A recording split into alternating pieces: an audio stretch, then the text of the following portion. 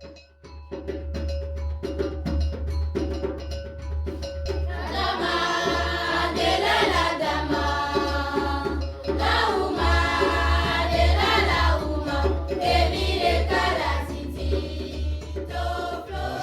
je me présente, je m'appelle Bob Brightman, je suis d'origine britannique, je viens d'une ville qui s'appelle Abingdon, qui est juste à côté de Oxford, qui est bien sûr très connue, et j'ai 62 ans, et depuis maintenant un peu plus d'1 an, je suis à la retraite.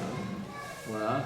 Pourquoi je suis ici au Togo en ce moment? En fait, c'est relativement simple. J'ai rencontré quelqu'un en France qui était un ami qui fait aussi en artisanat, qui fait aussi dans l'humanitaire, que j'ai rencontré dans une ville qui s'appelle l'ODEV. Elle m'a dit, est-ce que ça t'intéresse de faire une formation au Togo, formation qui concerne les calebasses? Et moi j'ai dit a priori oui, je suis intéressé parce que c'est un projet à moi maintenant, j'ai envie de partager mon savoir-faire avec des gens dans les pays où il y a la matière première, mais il manque un peu de savoir-faire. Nous avons devant nous du matériel que tu utilises et quelques résultats. Ouais. Alors, si tu me fais une petite présentation. Ici, il y a des noix de coco. On les utilise bien sûr pour l'eau et pour la chair. Mais très souvent, on voit par terre les coques jetées comme ça. Et moi, ça me fait toujours frémir parce que moi, je sais ce qu'on peut faire avec. Et voilà, donc c'est aussi pour dire, à partir de quelque chose qu'on jette, on peut faire de belles choses. Donc ça, c'est le nom de coco. Les calebasses, bien sûr, sont déjà utilisées depuis fort longtemps, mais plutôt utilisées comme récipient. Il y a aussi un peu d'artisanat à base de calebasses, mais ça reste, je dirais, toujours un peu classique. Là encore, je voulais porter notre regard sur ce qu'on peut faire avec des calebasses, notamment dans la fabrication de luminaires. Voilà. Donc ici, on a quelques exemples de ce qu'on peut faire avec des noix de coco, avec des calebasses. Ici, on a une calebasse petite, ronde, qui est pour moi très intéressante puisque ça permet justement de créer une luminaire, un peu dans le style des noix de coco, mais avec un volume plus important. On prend la calebasse sur une surface plate comme ça et on trace un cercle parce qu'il va falloir vider. Oui. Mais on ne vide pas n'importe comment, on place sur une surface par exemple, on trace un rond ici et on découpe. Et là encore, on découpe avec un tour le plus petit possible puisqu'on ne voit pas une ouverture trop grande. Et puis après, il faut racler un peu l'intérieur. Là encore ici, ce qui est intéressant, c'est que l'intérieur se détache très facilement. Quand je travaille avec des coloquettes en France, souvent ça pose problème. Ça me prend beaucoup de temps. Ici, ça se vide très, très rapidement. Donc vraiment un avantage.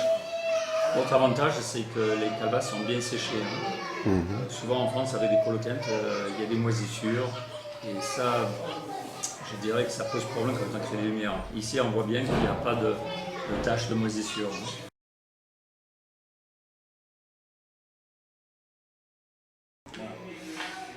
Voilà, ce travail s'effectue avec une mini perceuse. La voici.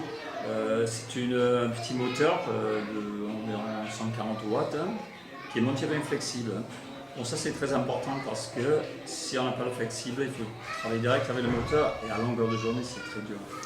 Donc là, on travaille avec ce flexible, ça se tient comme un crayon. Donc on est très à l'aise. C'est un outil que tu as ramené avec toi. Donc quand je suis venu avec du matériel pour chacun des 3 jeunes que je devais former. Ah oui. Donc chacun a une mallette munie de fraises, de mèches, de meules, tout ce qu'il faut pour réaliser ce travail. Et chacun a également un casque anti-bruit, un masque respiratoire avec des cartouches pour capter les poussières. Des lunettes de sécurité, parce que quand on fait ça, ça crée beaucoup de poussière, il peut y avoir des éclats. Et quand on met tout ça, on est bien, mais on est beaucoup plus de monde. Donc j'ai trouvé l'astuce, c'est que j'ai acheté pour chacun des écouteurs.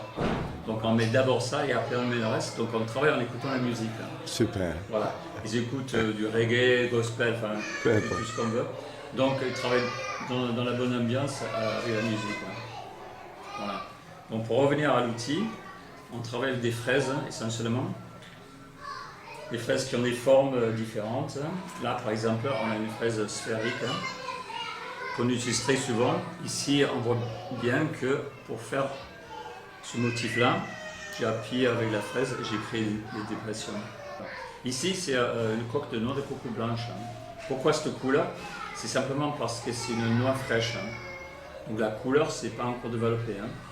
Si on laisse ça sur l'arbre, la couleur change. Ici, par exemple, on a une coque qui est en train de changer de couleur. Voilà, c'est un peu entre deux. Et si on laisse encore, ça devient marron avec la coque plus épaisse.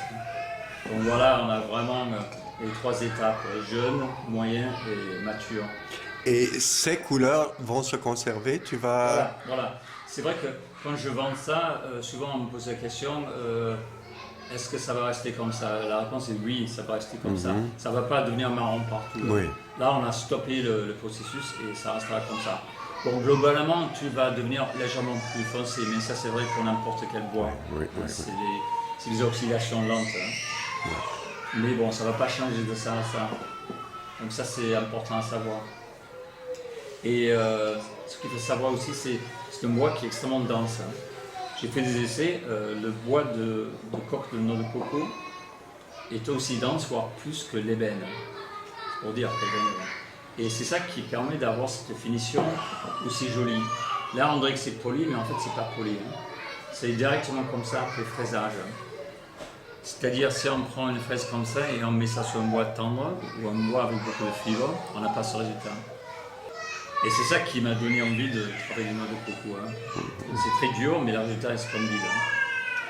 Et à ma connaissance, il n'y a personne qui fait exactement ce travail, même au monde. Il y a des gens qui travaillent les noix de coco, mais pas de cette manière, pas avec autant de finesse.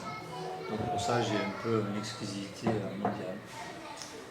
Voilà, donc là, je vous ai montré une fraise sphérique qui permet de faire ces dépressions, de faire ces sillons comme ça. Encore, là j'ai une grosse, on a de toutes les tailles. Ça va de ça jusqu'à vraiment minuscule, selon ce qu'on veut faire. Après, l'autre type, c'est des fraises cylindriques. Voilà. Et ça permet de faire des arêtes. Vous voyez ici, voilà, c'est très net là. Je viens de faire ça sur le côté. D'accord. Donc, cette machine tourne à un maximum 30 000 révolutions. Il faut vraiment de la vitesse pour faire ça. Et c'est en acier rapide, voire parfois en carbure de tungstène. Pourquoi? Parce que le bois, en étant très dur, ça use les fraises. Et on a accumulation de débris organiques sur les parties métalliques. Ça chauffe, ça devient un peu noir. Donc il faut souvent frotter avec une brosse métallique pour les garder propres. Donc tout ça, c'est les choses que j'ai montrées pendant la formation. Voilà. Pour les calebasses, ça existe en plusieurs tailles. Et ici, pendant la formation, on a essayé de travailler sur toutes les formes. Et mes élèves ont fait beaucoup de progrès. Ils ont proposé des systèmes que même moi, je n'ai pas imaginé. Moi, je suis toujours resté sur des formes classiques, mais là, avec le Japon. Il y a toujours une apparence africaine qui est maintenue. Là, on n'a pas l'impression de, c'est sûr, ici, par exemple, de voyager en Europe, mais... On sent l'influence. Et là, j'ai voulu faire quelque chose un peu comme la peau de crocodile, avec ses écailles comme ça. C'est vrai que bon, moi, quand je fais ça chez moi, j'ai d'autres influences. Je suis très inspiré par l'art aborigène, beaucoup de pointillisme. Ici, on voit l'influence africaine là, avec ces mouvements. Là, avec cette pièce-là, ce que je vais faire, je vais monter plusieurs. En fait, ça va être une pièce où il y aura plusieurs montés comme ça. L'idée, c'est de faire une sculpture très ouvragée, avec ou pas une lumière. Je ne sais pas trop pour l'instant. Et cette pièce-là qui ressemble à un masque? Voilà, ici c'est intéressant. En fait, il s'agit d'un fruit de baobab séché. Et avant de commencer, ça ressemble à ça. Donc c'est couvert d'une espèce de duvet verdâtre. Première chose, donc il faut enlever ça. On m'a dit attention, c'est très urticant. J'ai déjà fait l'expérience avec d'autres pâtissiers où j'avais mal pendant une demi-heure. Mais là, apparemment, ça ne fait rien du tout. Donc avec le meule, on enlève ça. Et après, on tombe sur ce qui jusqu'à ressemble à du bois. Donc on vide l'intérieur. Parce que là, à l'origine, bien sûr, c'est rempli de graines. Ce qui est intéressant avec cette émission, c'est que là, je travaille des gens, j'apporte savoir-faire, mais tout le temps, il y a des retours et j'apprends avec eux. Comme ici, il y a beaucoup de choses que je ne connais pas trop, j'ai fait des essais. J'ai aussi un autre projet, c'est de travailler avec la feuille de banane séchée, que je trouve très intéressant comme matériel. Tu as 3 apprentis en quelque sorte ici. Voilà, j'ai 3 apprentis. Garçons et filles? 2 garçons et une fille, donc c'est parfait. Hein. D'accord. Et puis chacun est très différent. Mais moi je trouve que c'est très intéressant parce qu'ils apprennent. Et puis je vois 3 approches différentes. Moi je dirais au début, ils ont voulu faire des choses très personnalisées. Que j'ai dit c'est très bien, mais comme après le but c'est de pouvoir vendre ces pièces, j'ai dit il faut penser à quelque chose de plus général, plus global, quelque chose qui se vend plus facilement. Merci beaucoup. Bob, ça va? Est-ce que tu as autre chose à ajouter? Oui, non, mais je pense comme déjà filmé des boucles d'oreilles. Hein. Ah oui, Ça, mais c'est quelque chose allez, j'aurai une séquence. Voilà, je trouve que ça va être intéressant ici parce que, bien sûr, pour vendre ça à un petit prix, c'est un peu délicat à faire, mais le résultat, je trouve, est très satisfaisant. Et c'est fait à partir de ronds en noix de coco. Voilà, c'est un petit rond comme ça, un disque qui est coupé dans les coques de coco. Les noix de coco ne sont pas d'ici, hein. Ça c'est quelque chose que j'ai amené avec moi, parce que pour l'instant je trouve personne qui fait ça ici. Déjà couper un rond parfait sur une surface qui est bombée, moi je ne sais pas le faire. Parce que si on prend un compas et on trace un rond sur une surface qui est arrondie, ben, on n'obtient pas un rond. Donc je ne sais pas comment ça fait. Ça vient de Thaïlande, où ils sont très doués dans l'artisanat. Donc moi je les importe hein, et je propose de fournir des gens ici avec ça comme matériel de base. Hein. Donc c'est fourni avec des fixations. Donc eux ils ont simplement à les prendre, enlever les fixations, coller la coquille d'œuf, faire le joint, noircir et après vernir. Après remettre les fixations et voilà ils ont un produit déjà proposé à la vente. C'est très joli.